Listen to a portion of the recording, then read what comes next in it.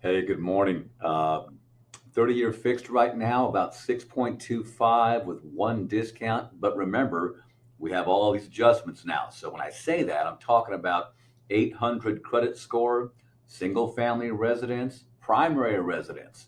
And then after that, all bets are off and everyone's going to get a different rate. And some of it's fair and some of it's not.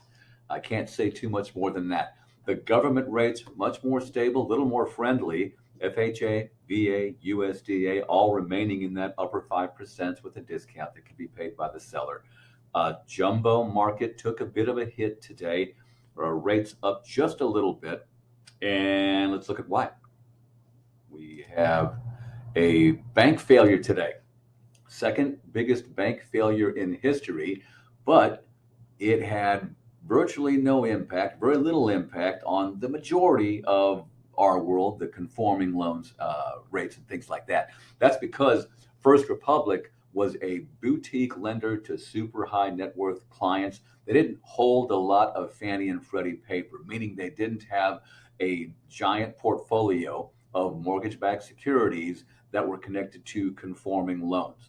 So when they failed, what failed was a bunch of jumbo loans. Their portfolio was a custom jumbo loan portfolio where if you go and put some money with them, they would give you a 30-year fix with 10 years interest only. Really funky stuff.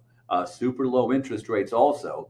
And so part of that failure was that paper is close to worthless now. So like most other things, they're now owned by Jamie Dimon.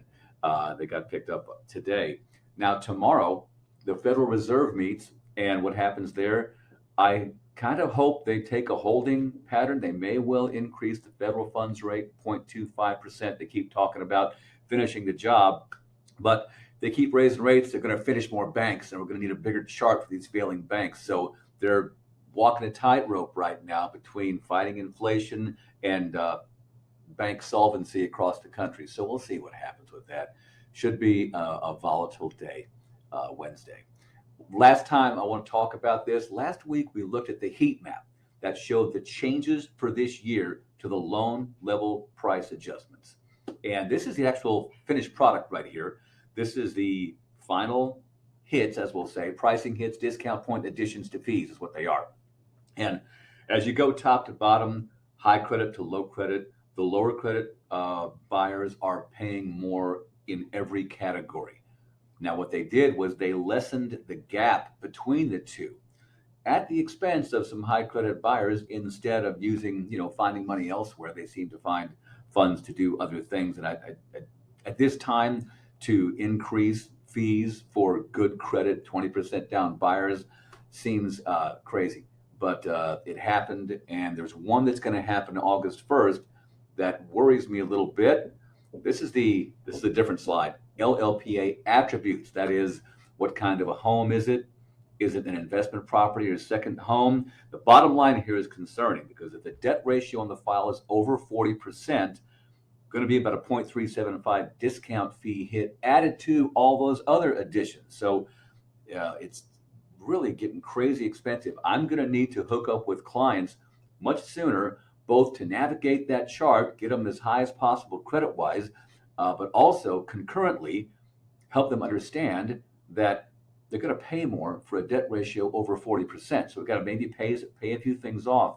Maybe do a 20% down payment instead of 25, pay off something. I don't know. It's not a matter of approvability, it's a matter of cost. And I just think some of this stuff is a little bit egregious.